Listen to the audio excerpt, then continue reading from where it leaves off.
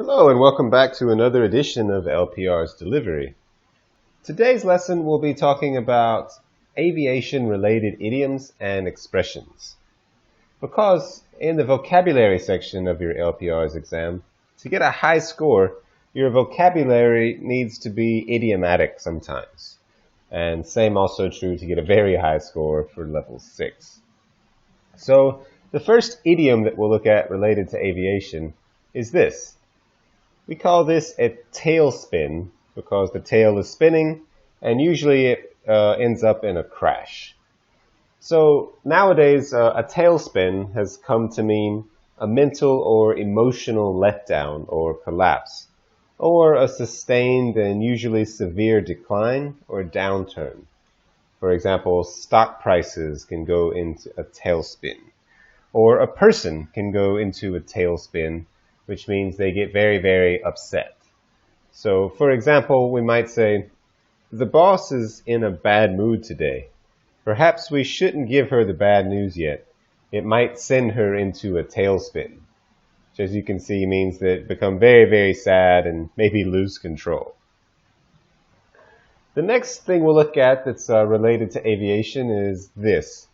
This is a very old picture of a plane, and we see all these black little puffs of smoke, clouds.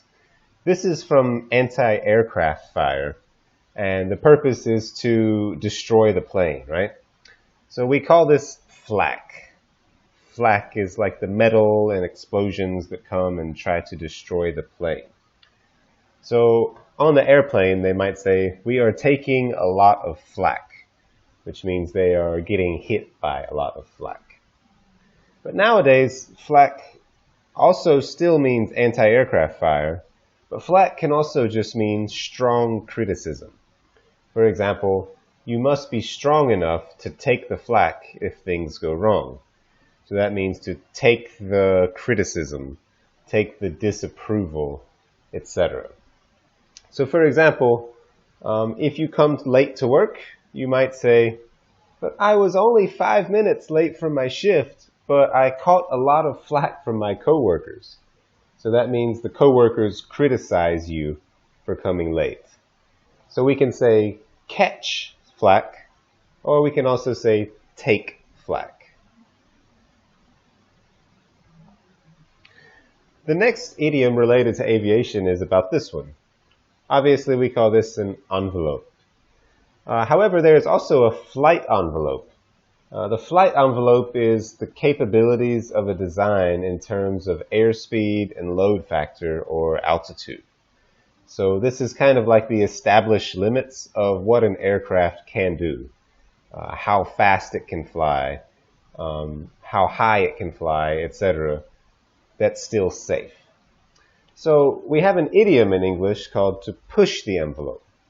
So it's not like this. It's not like when your cat pushes the envelope off of your table. It's more like this, that when an aircraft goes so fast that it's pushing the established boundaries of what it can do. So usually it's considered a little bit dangerous to push the envelope in the aviation sense. However, it's come to mean nowadays to go beyond established limits or to pioneer, to do something new, essentially. For example, if I think about pushing the envelope, I think about Tesla. Tesla is, of course, a new car company. And Tesla definitely pushes the envelope because, like we said before, the established limits of the car companies are to use gasoline, or to use petrol to power, and also that we need people to drive. However, Tesla is really pushing the envelope. They make 100% electric cars that have autopilot. So both of these things, both the idea of using electric cars and autopilot, these are new things in the car industry. And it's like a new innovation. So we could say that Tesla is pushing the envelope. Next, we'll look at this idiom. You may have heard this before, and this one is to fly by the seat of one's pants. So fly by the seat of your pants, fly by the seat of my pants, etc. This also comes from aviation because long ago, when pilots flew airplanes, they had no instruments. They didn't have anything to tell them their speed. They didn't have anything to tell them their altitude. They didn't have anything to tell pressure. The only way that they knew how to fly was by what they could feel, which was often through the seat of their pants because they could feel the vibration, they could feel the temperature, they could feel the moisture or humidity, and that was their most accurate way of knowing the aircraft's performance. However, nowadays, fly by the seat of your pants has come to mean to do something difficult without the necessary skill or experience. So for example, I had no idea how to do it. I was just flying by the seat of my pants. So again, it means to do something without the plan or to do something without the skill. So this is an advertisement for a business coaching company. And here's what they say. Flying by the seat of your pants means to proceed or work by feel or instinct without formal guidelines or experience. And as they say here, flying by the seat of your pants is a very ineffective way to run a business. So if you have a business, you should have a plan, and you should have some experience, and you should have some skills. If you fly by the seat of your pants, you probably will not be successful in business. We'll look at one more idiom related to aviation.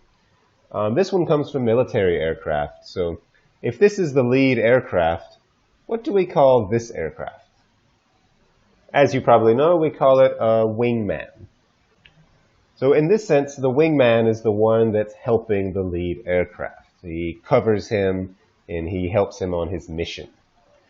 And you may be familiar with this from the famous movie Top Gun with Tom Cruise, where they have the rule, never leave your wingman. However, nowadays we've come to use the word wingman in a different context. So a wingman is like this. Let's say this guy is looking for a girlfriend when they go out on the town. But he doesn't want to go alone, so he needs a wingman.